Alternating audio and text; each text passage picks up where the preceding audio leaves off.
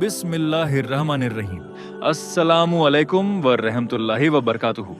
आज हम इस्लामी तारीख के उस दर्दनाक वाक़ये का जिक्र करेंगे जिसे सुनकर आज भी हर मोहिब्बे अहले बैत की आंखें नम हो जाती हैं। यह है वाक़या करबला और शहादत इमाम हुसैन अलैहिस्सलाम। इमाम हुसैन अलैहिस्सलाम हज़रत अली अलैहिस्सलाम और बीबी फातिमा ज़हरा सलामुल्लाह अलैहा के बेटे थे। आप नबी करीम हज़रत मोहम्मद मुस्तफ़ा सल्लल्लाहु अलैहि वसल्लम के नवासे थे। रसूलुल्लाह सल्लल्लाहु अलैहि वसल्लम को अपने नवासों हसन और हुसैन से बेहद मोहब्बत थी। कई हदीसों में इमाम हसन और इमाम हुसैन की फजीलत बयान की गई है। समय बीतता गया। रसूलुल्लाह सल्लल्लाहु अलैहि वसल्लम के विसाल के बाद इस्लामी दुनिया में कई बड़े बदलाव आए। फिर एक ऐसा दौर आया जब यजीद हुकूमत में आया और उसने लोगों से अपनी बैत लेने की कोशिश की।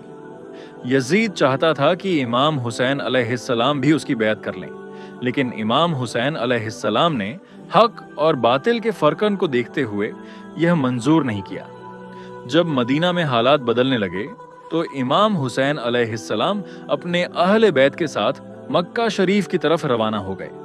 इसी दौरान कूफा से हजारों खत आने लगे। उन खतों में लोगों ने लिखा कि वे इमाम हुसैन का साथ देंगे और उन्हें कूफा आने की दावत दी। इमाम हुसैन अलैहिस्सलाम ने हालात जानने के लिए अपने चचेरे भाई हजरत मुस्लिम बिन अकील को कूफा भेजा। शुरू में लोगों ने उनका साथ दिया, लेकिन बाद में हालात बदल गए और वफादारी के दावे करने वाले बहुत से लोग पीछे हट गए।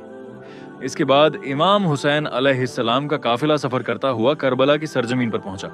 यही वह जगह थी जहां इस्लामी इतिहास का सबसे दर्दनाक बाब लिखा जाना था।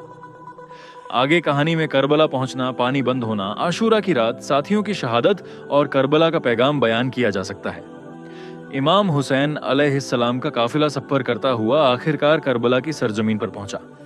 तारीख थी 2 मुहर्रम 61 हिजरी। जब इमाम हुसैन अलैहिस्सलाम ने उस जमीन का नाम पूछा तो बताया गया कि इस जगह को करबला कहा जाता है। ये नाम सुनकर आप कुछ देर खामोश हो गए। फिर फरमाया कि यही वह जगह है जहां हम पर मुसीबतें आएंगी।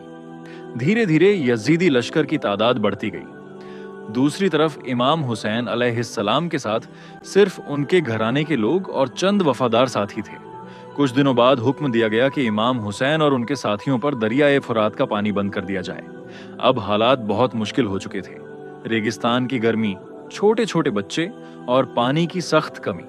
अहले बैत के खेमों से बच्चों की प्यास की आवाजें सुनाई देने लगी।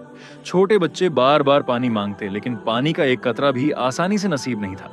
इसके बावजूद इमाम हुसैन अलैहिस्सलाम ने सब्र और हिम्मत का दामन नहीं छोड़ा। 9 मुहर्रम की शाम आई।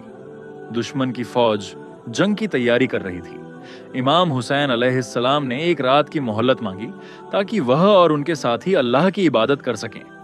उस रात, जिसे शब आशूर कहा जाता है, खेमों में एक अजीब कैफियत थी। कोई कुरान की तिलावत कर रहा था, कोई नमाज में मशगूल था, कोई दुआ कर रहा था। इमाम हुसैन अलैहिस्सलाम ने अपने साथियों को जमा किया और फरमाया, दुश्मन मुझे चाहता है।